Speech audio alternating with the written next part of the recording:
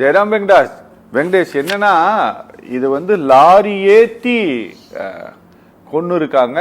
திரும்ப என்னன்னா சாகாம இருந்திருப்பாரோ நினைச்சு திரும்பவும் ஏத்தி கொன்ன இப்படிங்கிற மாதிரியான செய்திகள் எல்லாம் பத்திரிகையில் வெளியாகிறது. இது அப்படி அவ்வளோ எல்லாம் ரொம்ப இன்வெஸ்டிகேட் பண்ணி எல்லாம் யாரும் எழுதுறது இல்லை. போலீஸாக கொடுக்கக்கூடிய தகவல்கள் தான்.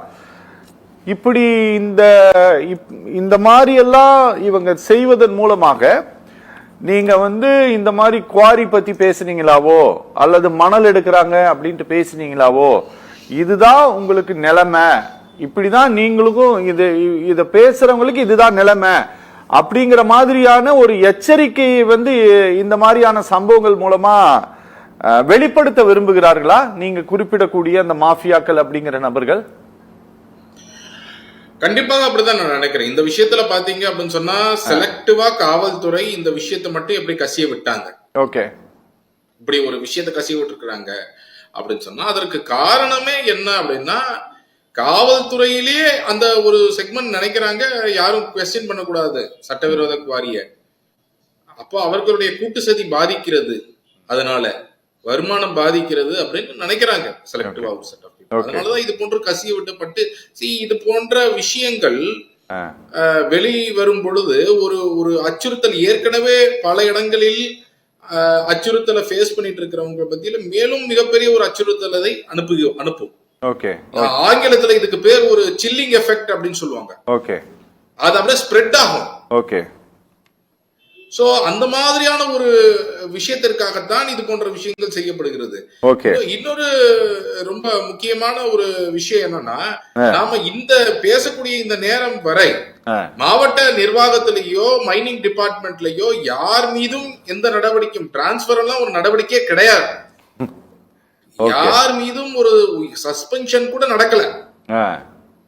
யார் மீதும் விசாரணை, ஒரு கிரிமினல் ஆக்ஷனோ ஒரு டிபார்ட்மெண்டல் ஆக்ஷனோ நடக்க மாட்டேங்குது. அந்த அளவிற்கு இந்த துறைகள், நான் அதான் மீண்டும் மீண்டும் சொல்றேன், இப்ப இந்த அரசே இந்த கூட்டு சதியில் இயங்குகிறது. கனிம வளத்துறையே கனிம வளத்தை திருட வேண்டும். அப்படி திருடுவதன் மூலமாகத்தான் நமக்கு இவர்கள் கொள்ளையடிப்பதன் மூலமாக வரக்கூடிய வருமானம் தான் முக்கியம் என்று கனிம வளத்துறையில் இருக்கக்கூடிய அதிகாரிகளும் உயர் அதிகாரிகள், IAS அதிகாரிகள் வரை இது இப்படி நினைப்பதால் தான் இந்த துறை இப்படி இருக்கு. நான் கேக்குறேன், ரொம்ப பேசிக்கான ஒரு விஷயம். இன்னைக்கு ஒரு மைன் நடக்குதுன்னா ஒரு ஊர்ல இருக்கிறவனுக்கு எந்த மைன்ல எவ்வளவு ஆழம் தோண்டலாம், எவ்வளவு அகலம் தோண்டலாம், இவ்வளவு ட்ரோன் டெக்னாலஜி எல்லாம் பேசுறீங்களே, அடிப்படையா ஒவ்வொரு மாவட்டத்திலும் எந்தெந்த குவாரி லீகல் குவாரிங்கிற தகவல் அந்த வெப்சைட்ல கிடையாது. நான் சொல்றேன், எது லீகல் குவாரிங்கிற தகவல் அந்த வெப்சைட்ல கிடையாது. அவங்க எவ்வளவு ஆழம் தோண்டலாம், என்னென்ன கம்ப்ளைன்ஸ் அவங்களுக்கு தேவை, அந்த கம்ப்ளைன்ஸ் அவங்க பூர்த்தி செய்திருக்கிறார்களா தகவல் இணையதளத்துல கிடையாது. ஒரு கிராமத்துல இருக்கக்கூடியவர் அவங்க நினைச்சாலும் அதை பத்தி கண்டுபிடிக்க முடியாது. அதை தாண்டிதான் ஜகபர் அலி போன்றவர்கள் அங்கங்க இருக்கக்கூடியவர்கள் இது என்ன இவ்வளவு சட்டவிரோதமா நடக்குது, இவ்வளவு பெரிய பிரச்சனை நடக்குதுன்னு சொல்லி தகவல் அறியும் உரிமை சட்டம் மூலமாக ஏதோ ஒரு வழியிலையோ இதெல்லாம் கண்டுபிடித்து ஒரு ஃபைட் பண்றாங்க. அப்போ அரசு என்ன நினைக்குது, எந்த தகவலையும் வெளியே போயிடக்கூடாது, யாருக்கும் தெரியக்கூடாது. ஏன்னா தெரிந்தால் கொள்ளையடிக்க முடியாது. அந்த டிரான்ஸ்பரன்சி இருக்கக்கூடாது என்று நினைப்பதற்கு ரொம்ப முக்கியமான காரணம், நான் ஏதோ இது லோவர் லெவல்ல சொல்லல, ஹையர் லெவல் IAS அதிகாரிகள் வரை சொல்றேன். ஏன்னா இந்த டிரான்ஸ்பரன்சி கொண்டு வர வேண்டியது IAS அதிகாரிகளுடைய அவர்கள் இந்த டிரான்ஸ்பரன்சி இருக்கக்கூடாதுன்னு இந்த துறையில நினைக்கிறாங்கன்னா கொள்ளை அடிக்க வேண்டும் என்று நினைக்கிறார்கள் என்றார். அதனாலதான் இந்த விஷயம் கூட வெளியே வைக்க மாட்டேங்கிறாங்க. ட்ரோன்ல டெஸ்ட் பண்ண டேட்டாவை வெளியே வைக்க வேண்டியதானே. நீங்க 6 மாசத்துக்கு ரோட்டி நாங்க ட்ரோனை பறக்கணும், என்ன விட்டீங்க இது வரைக்கும்?